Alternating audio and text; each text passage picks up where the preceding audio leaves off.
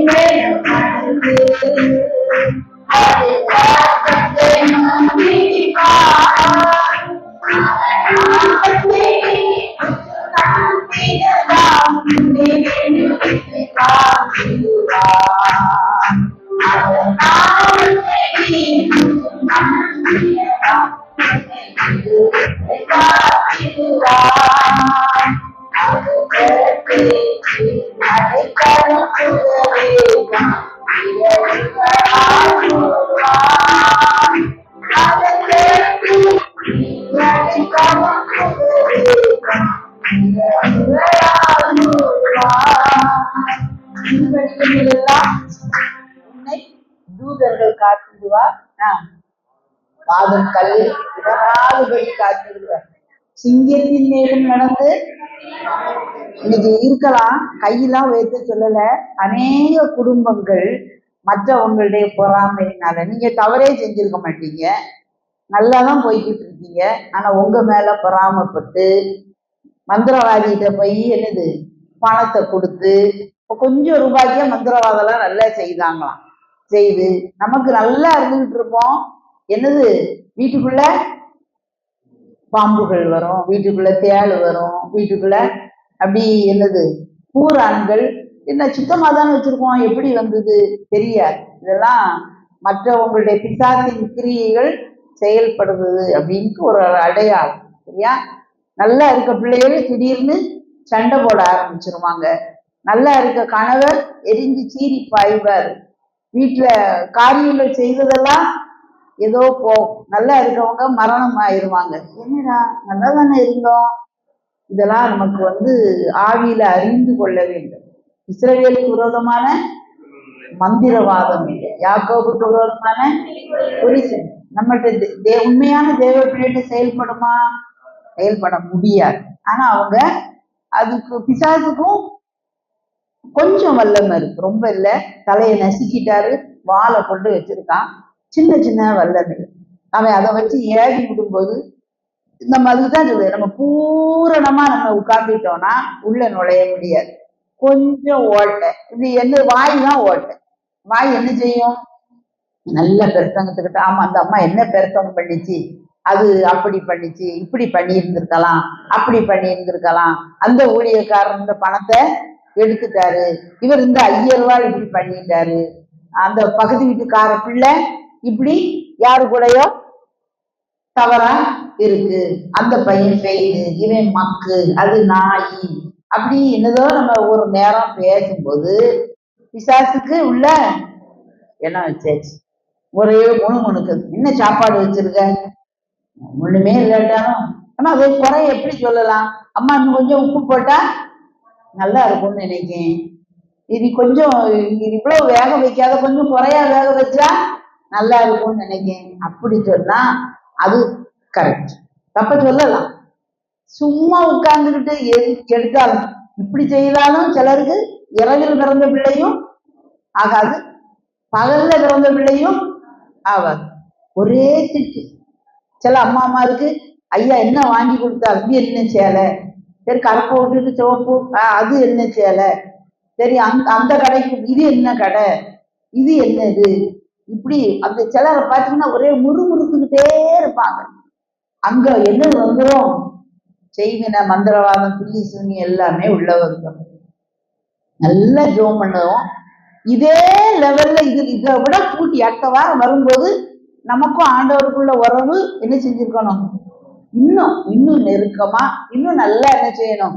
அப்படி வரணுமே ஒழிய, சரி சப்போஸ் நம்ம இப்படி செஞ்சுட்டா கூட, இயேசுவே நான் இன்னைக்கு தப்பு பண்ணிட்டேன், இன்னைக்கு நான் முறுமுறுன்னு பேசிட்டேன், கணவர்கிட்ட போய் மன்னிப்பு கேட்டுங்க, ஐயா சாரி, நீங்க நல்ல அருமையான சேரீ தான் வாங்கி கொடுத்துருக்கீங்க, நான் தான் கோபத்துல நீங்க கஷ்டப்பட்டு உழைச்சி கொண்டு வந்து நான் இப்படி பேசிட்டேன். அவர் அம்மா நீ நல்லா கஷ்டப்பட்டு செஞ்சு வச்சிருக்க, நானும் கோபத்துல எடுத்தெறிஞ்சு என்னை பேசிட்டு எனக்கு வருத்தமா இருக்கு. அந்த குடும்பம் எப்படி ஆயிரும்? அன்புக்குள்ள வந்துடும், சமாதானத்துக்கு ஆண்டவருடைய கண்ட்ரோல்ல வந்துடும். ரொம்ப நம்ம வாழ்க்கை ரொம்ப லேஸ். ஆண்டவர் என் முகம் மெதுவாயும் என் சுமை லகுவாயும் இருக்கு. சிலுவை எடுத்துக்கிட்டு தான் நடக்கணும். ஆனா சிலுவை கஷ்டமானதுல இல்லை, கஷ்டமானதெல்லாம் சுமந்துட்ட. நமக்குன்னு ஒரு பாதை உண்டு, நமக்குன்னு ஒரு நோக்கம் உண்டு. மற்றவங்களை மாதிரி நம்ம இஷ்டத்துக்கு சினிமாவை பார்க்கவும் செல்லுல எல்லாம் வந்துச்சு. கொட்டைக்கு போக வேண்டாம், நம்ம தேடி கூட போக வேண்டாம். நீங்க வேற ஒண்ணு நல்ல காரியத்தை தேடினாலே கெட்ட காரியம் உள்ள வருது. நமது அருவருப்புங்கிறத புரிந்து கொள்ள வேண்டும். தூக்கி போட்டு அதுக்கெல்லாம் நம்ம நேரம் நம்ம இருக்கோம். இப்ப நம்ம வந்த நேரத்துல இருந்து இவ்வளவு நேரத்துக்குள்ள ஆமா, நம்ம கிட்டத்தட்ட 1/2 மணி நேரம் ஆகுது. இது நமக்கு என்னது, நம்ம நித்தியத்தை நோக்கி போய்கிட்டே இருக்கோம். நம்முடைய காலம் அதுக்குன்னு அவ்வளவு நேரம் பக்கத்துல வந்தாச்சு. அது அந்த செல்கள் எல்லாம் வளர்ந்துகிட்டே இருக்குது, நேரம் போய்கிட்டே இருக்கு, திரும்பி வராது. அதனாலதான் சொன்னாரு, நாட்கள் பொல்லாதவர்களான காலத்தை பிரயோஜனப்படுத்துவேன், ஞானம் உள்ளவர்களை போல கவனமாய் நடந்து கொள்ள பார்த்து. ரொம்ப பிரேஷியஸ். இதே நேரத்துல சிலரும் புகழின் உச்சத்துக்கு எட்டியிருந்தாங்க, நிறைய காரியங்களை சாதிச்சிருந்தாங்க. அவங்களுக்கும் இந்த 24 மணி நேரம் தான். அந்த ஃபோக்கஸ் பண்ணணும். நமக்கு என்னதுன்னா, நான் இயேசுவோட நான் வாழுவேன். எந்த கிராமத்துக்குள்ள இருந்தாலும் சரி, இயேசுவால நம்ம நிறையப்பட நிறையப்பட நிறையப்பட அவருடைய மகிமை காணப்பட்டு கொண்டே இருக்கும், அவருடைய வெளிச்சம் காணப்பட்டுக்கிட்டே இருக்கும். நீ படிக்கிற பிள்ளைகளா இருக்கலாம். நான் படிக்கும்போது நான் படிக்கேன் இல்லை, ஆண்டவரே இந்த பாடத்தை உங்க கையில தாரேன், இல்ல 100க்கு 100 வாங்க, எனக்கு உதவி செய்யுங்க, ஞானத்தை தாங்க. சமையல் பண்ணணும், சோறு தான் போகணும், ஆண்டவரே இந்த ஆகாரம் ருசியா இருக்கட்டும், இது சுகத்தை கொடுக்கட்டும், ஆரோக்கியத்தை கொடுக்கட்டும், உன் அப்பத்தை ஆசீர்வதிப்பேன், தண்ணீரை ஆசீர்வதிப்பேன், வியாதியை என்னை விட்டு விலக்குது. கை தூக்க சொன்னா 100 பேருமே கையை தூக்கிடுவீங்க, 100% ஜனங்களும். ஏன்னா ஒரு அட்லீஸ்ட் ஒரு தலைவலி, பல்வலி, முட்டு வலி, இங்கன வலி, அங்க வலி, இது முடியல, கண்ணு தெரியல, காது சரியா கேட்கல, எனக்கு உள்ள ஒரு வலி இங்க காணப்படுது, டாக்டர் சொல்லிட்டாரு இப்படிப்பட்ட நோய் அப்படிப்பட்ட நோய், கேட்டா ஒரு நீண்ட பட்டியலே. கர்த்தர் தான், நானே உன் பரியாரி ஐய கர்த்தர். மனமகிழ்ச்சி நல்ல மருந்து, நல்ல ஔஷதம். அதனால இன்னைக்கு கர்த்தருக்குள்ள நல்லா அப்படி கொஞ்சம் ஃப்ரீ ஆக்குங்க, எந்த பேடனும் இருக்கக்கூடாது, தேவ பிரசன்னத்துக்குள்ள நம்ம இருக்கணும். நம்ம அதையும் மிஞ்சி செய்வினைகளும் தேவ ஊழியக்காரங்க மேலேயே நிறைய ஏவி விடுறாங்க. 24 மணி நேரமும் அப்படியே முணுமுணுன்னு பேர்களை எழுதி வச்சிருக்காங்க, அட்ரஸ் எழுதி வச்சிருக்காங்க. அவங்க விழுந்து போகணும், பெண்கள் விஷயத்துல விழுந்து போகணும், அவங்க பிள்ளைகள் இதை மாதிரி விழுந்து போகணும், அவங்க அவமானப்படணும், அவங்க கடன் வாங்கணும், அந்த ஊழியமே ஒன்றுமில்லாம போயிடணும். பிசாசுக்கு அதானே இஷ்டம், திருடன் திருடவும் கொல்லவும் அழிக்கவுமே எந்தி இருக்கும், அதான் அதான் வார். எல்லாரும் வாழ்க்கையிலேயும் நான் நிற்கிறேன் என்று எண்ணுகிறவன் விழாதபடி எச்சரிக்கையா இருக்கும். நம்ம எப்பனாலும் வழுக்கு மரத்துலதான் நின்றுட்டு இருக்கோம், வலுவாதபடி நம்மை காக்கிறவர் அவர் தான். அதனால இந்த வலுவாதபடி காத்துக்கிடுவேங்காரு, இதான் உன்னதமானவரின் செட்டை. அந்த செட்டைக்குள்ள இருந்து நம்ம உள்ள விழ முடியுமா? இந்த விசுவாசத்தை நம்ம மறந்துடுவோம். பிரச்சனையை கண்ட உடனே கற்பனை எங்க போயிருது, இன்னும் இந்த பிரச்சனை எனக்கு அதிகரிக்கும், போன வருஷம் இதே பிரச்சனை இப்படித்தான் வந்துச்சு, நான் உடனே கண்டுக்கிடாம இருந்தேன், பிறகு அது இப்படி ஆகி இப்படி முத்தி அப்படி வந்து பிறகு என்னை 6 மாசம் படுக்கையில போட்டுட்டு இப்பவும் அத மாதிரி வந்துட்டு இனி எனக்கு அப்படித்தான் வந்துடும். இது சிந்தனை யாரு கொடுக்குது? பிசாசு தான். முதல்ல நம்ம மைண்ட நல்லா காத்துக்கிடணும். பிசாசு உனக்கு ஒரு நேரம் நான் இடமே கொடுக்க மாட்டேன், ஏசப்பாவை துதிப்பேன், ஸ்தோத்தரிப்பேன், சந்தோஷமா இருப்பேன், அவர் பிரசன்னம் என் கூட எப்பொழுதும் இருக்கும், அவர் என்னை சட்டைகளின் கீழ் வச்சுக்கிறார். அவன் ஒரு வழியா உனக்கு எதிராய் எத்தனை வழியா ஓடி போவாங்க. அவங்க 7 பேரும் சேர்ந்து ஒரே தான் ஆலோசனை பண்ணி வருவாங்க. ஒரு பிசாசு மட்டும் இல்ல, குட்டி பிசாசுல நிறைய இருக்கு, எல்லாம் சேர்ந்து கூடும் இருக்காளா, எப்போ அவ்வளவு தழுவும், எப்போ காலை பிடிச்சு இழுக்கும் அப்படின்னு வரும். நம்ம கர்த்தருடைய பிரசன்னத்துக்குள்ள வந்து அவங்களுக்குள்ளே 7 சண்டையாகி 7 வெளியா என்ன செஞ்சிருவான், உனக்கு விரோதமாய் உருவாக்கப்படும் இந்த ஆயுதமா பாய்க்கு. நான் சொல்ல சொல்ல தீர்க்க தரிசன வார்த்தை வசனத்தை சொல்லுவது உங்க சூழ்நிலையோட பண்ணி இதெல்லாம் நம்ம எத்தனை நேரம் எடுத்துட்டோம் அப்படின்னு நினைச்சுக்கிட்டு இருக்காங்க. நிச்சயமா அதனாலதான் நாங்களாம் உங்க முன்னால வந்து நிற்கும், உங்களோட பெரிய ஆட்கள் எல்லாம் கிடையாது. ஆனா எதுக்கு வந்துருச்சுன்னா, இப்படிப்பட்ட காரியங்கள் எல்லாம் தேவ வார்த்தைய வாயில உச்சரிச்சு உச்சரிச்சு உச்சரிச்சு தேவ பாட்டுக்களை பாடி பாடி பாடிதான் இந்த இடத்துக்கு வந்திருக்கும். எல்லாரையும் கர்த்தர் எடுத்து பயன்படுத்துவார். அந்த சாட்சி சொல்லுவீங்க, மனுஷர் தெய்வ கர்த்தர் உங்களுக்கு என்ன செய்வாரு, கொடுப்பார். நாங்க இந்த செய்வினை கட்டு, மந்திரவாதம், பில்லி சூன்யம், ஏவல்கள், என்னென்ன அருவறுப்பானதை உங்க மேல ஏறி விட்டுருந்தாங்க. இன்னைக்கு இங்க இருந்து போகும்போது பூரணமா என்ன செய்வோம், விடுதலையா. என்ன பிசாசு பிரதர்ன்னு சொல்ல மாட்டாங்க, நம்மளுக்கு பிரதர் கிடையாது. பிசாசுலாம் நம்மளை ஒன்றும் செய்ய முடியாது. தெரியாதவங்ககிட்ட தான் போய் நின்று, விவரம் தெரியாதவங்ககிட்ட போய் ஏமாத்தலாம். நம்மளுக்கு விவரம் தெரியும். யாரு? இயேசு நம்மோட இருக்காரு.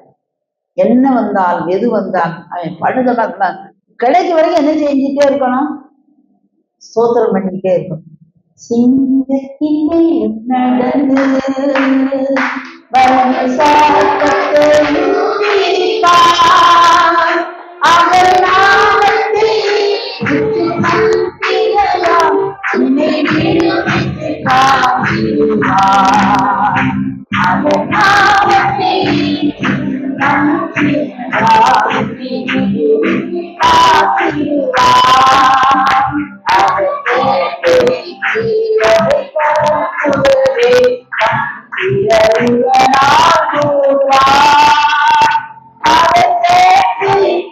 அவர்